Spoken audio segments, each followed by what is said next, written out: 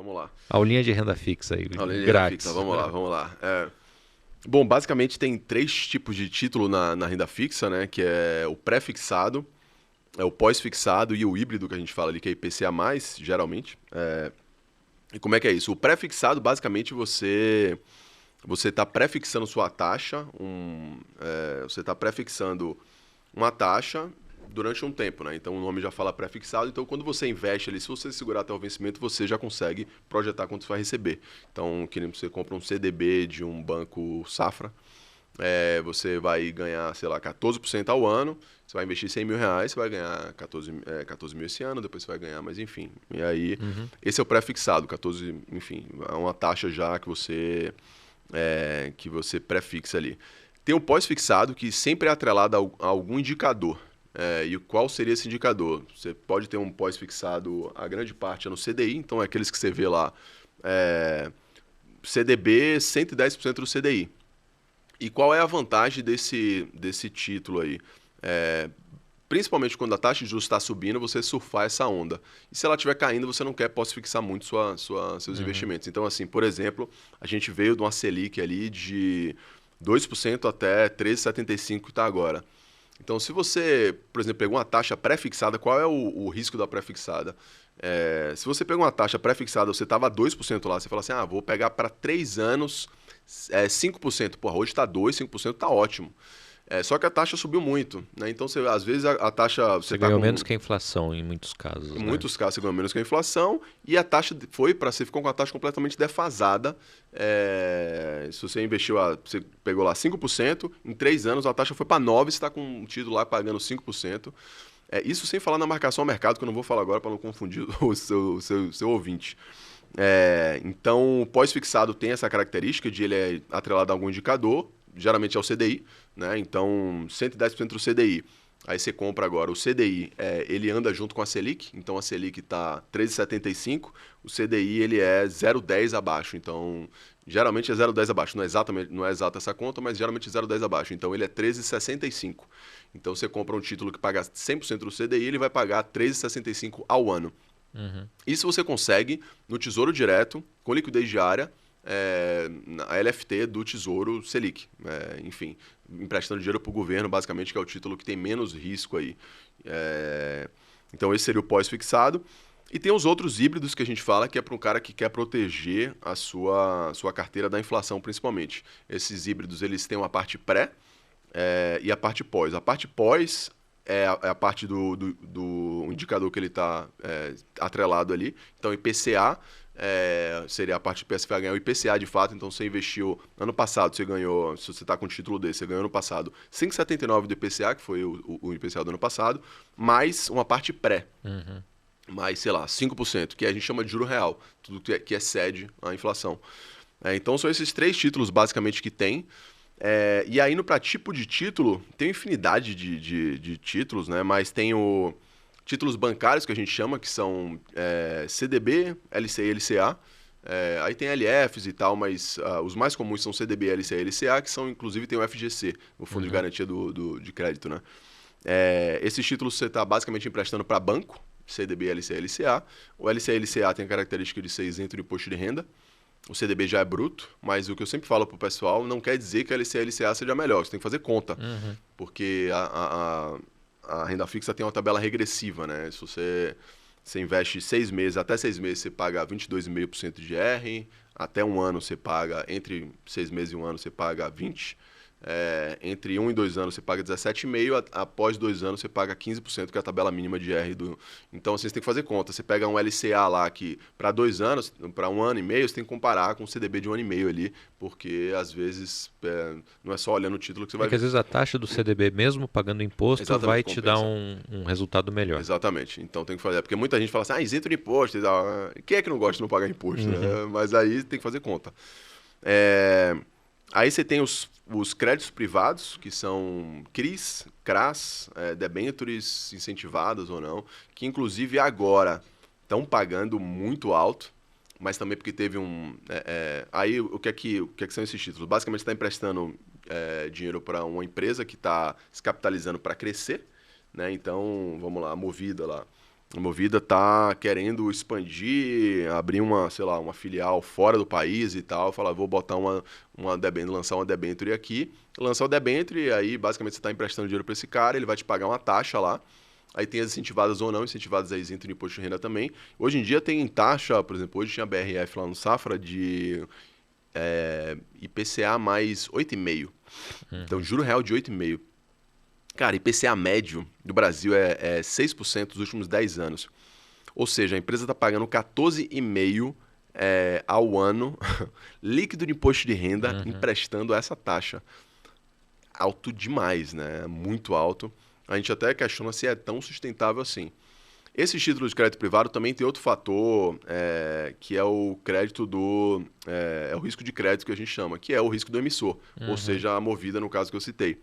Então tem o risco da Movida, porque se a Movida quebrar por algum motivo, ela não vai te pagar, não vai conseguir te pagar. E aí você realmente vai... E nesse caso não tem nenhum fundo garantidor. Não tem o fundo garantidor.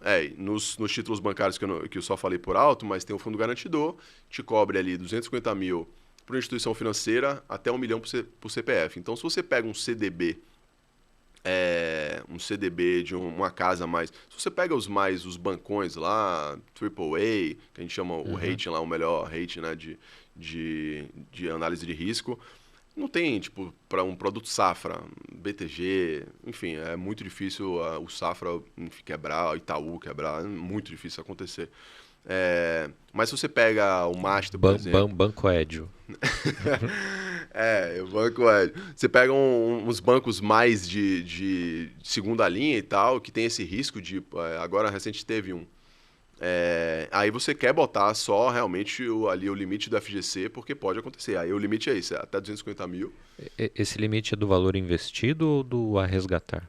A resgatar. O valor na curva. Então, na verdade eu não posso nem botar 250. O ideal é botar exatamente, 200, 180. E aí a gente faz essa conta sempre também. Então você vai investir lá um título de 5 anos, que ele vai quase dobrar se estiver pagando 15%, cara, bota só 120 mil nesse título, porque é o valor na curva que está lá. Você consegue resgatar 100%.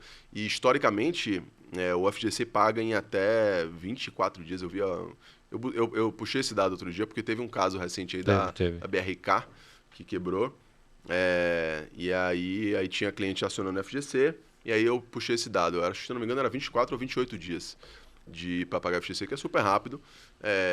A crítica que existe ao FGC, a esse argumento de coloca no que está mais ok se você botar, é que é uma seguradora. Então, se tiver uma quebra generalizada de bancos, não vai ter dinheiro para todo mundo. Ele cobre menos de 3% de todo o sistema ali. Mas enfim, mas o outro cenário é que se tiver uma quebra generalizada de banco, significa que o negócio foi por brejo mesmo. Então, fudeu de vez. Não é o seu investimento que vai fazer diferença mais. Se os bancos... E assim, pensando que desses 100% que eu estou falando aí, sei lá, 80% está nos bancões, você vê um cenário de Itaú... Bradesco, Santander quebrando, realmente aí a gente está ferrado, né? Safra, porra, esse cara 5 bi de lucro, né? Então é um negócio bizarro, assim, para os caras quebrar é muito difícil, né? Então se o FGC não cobrir é porque realmente fodeu. É porque... E o terceiro seria emprestar para o governo. O terceiro seria emprestar para o governo, basicamente... pelo Tesouro, né, títulos públicos. As corretoras, a gente consegue mais títulos do que está disponível lá para o consumidor ali, para o cliente final, se ele entrar no site do Tesouro. Porque as próprias tesourarias dos bancos, eles compram esses títulos e repassam para os clientes. E não tem taxa de custódia. Então, o cliente às vezes fica até achando isso. Fala, eu vou botar no dinheiro no Tesouro, não vou nem falar para o banco porque ele vai querer spreadar e tal. Isso não spreada, isso não spreada. Nenhum deles a taxa de custódia é zerada. A taxa que a gente passa é praticamente a mesma ali. Então, não tem... É a mesma coisa você botar no Tesouro e você botar num banco. O que eu sempre falo, assim, para assessoria principalmente, cara, tem uma pessoa de confiança, que não vai ser uma pessoa que vai ficar te vendendo produto lá, e consiga fazer uma carteira legal com você. Então, se você tiver essa pessoa, não faz menor diferença você botar no Tesouro ou no banco. Você vai pagar a taxa do Tesouro ali, que é 0,20 ao ano, de custódia do Tesouro, não é nem do banco. Então, eles debitam ali no 0,1% em janeiro e 0,1% em julho. Primeiro dia de janeiro, primeiro dia de julho, primeiro dia útil. Eles debitam ali de sua conta. É só o que cobra. E aí você tem, dentro do Tesouro, que teoricamente é o menor risco que tem. Os livros de economia falam isso, né? O menor risco é você emprestar para o governo. Porque o governo não pagar, realmente é um negócio que é uma moratória e tal. Enfim, no Brasil já foi falado há tempos atrás, mas é uma coisa impensável, assim. E até porque tem muito investidor estrangeiro comprado nesses títulos e tal, então o menor risco é esse. Então, você consegue também os prés, os pós, os IPCA+, tem diversos vencimentos. Os pós fixados, aí eu falando de cenário aí, né? A taxa subindo, basicamente você deve investir mais em pós ali quando a taxa Selic está subindo.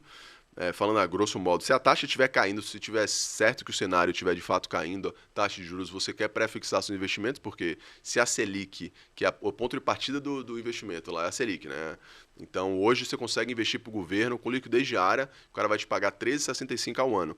Se você for pré-fixar durante mais tempo, obviamente você quer uma taxa maior, né? Você quer, sei lá, 14, 14,5 para investir, para você dar o seu dinheiro para o governo durante 2 anos.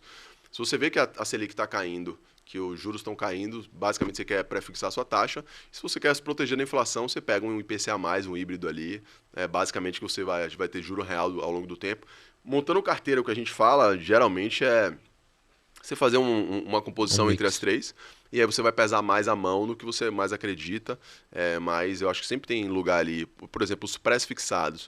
Eu gosto dos pré-fixados ali para 2 anos, assim, tranquilamente 2 anos, bem tranquilo você consegue, porque qual é o risco desse produto? É de fato a curva de juros subir muito, você está com a taxa defasada, ou então você tem uma marcação ao mercado, dependendo do título que você tem. Que aí você vai ver seu título, inclusive, tendo rentabilidade negativa. Mas se for um bancário, por exemplo, que não tem marcação ao mercado, você só pode ficar com uma taxa defasada. Mas se os juros estão projetando para baixo, como o mercado está projetando agora para 2 anos, você quer prefixar ali a 15%, a Selic vai para 12%, você vai estar com 15% aqui em cima. E aí você pega esse gap aí. E aí é o que a gente fica fazendo sempre, né? Brincando com a curva de juros ali.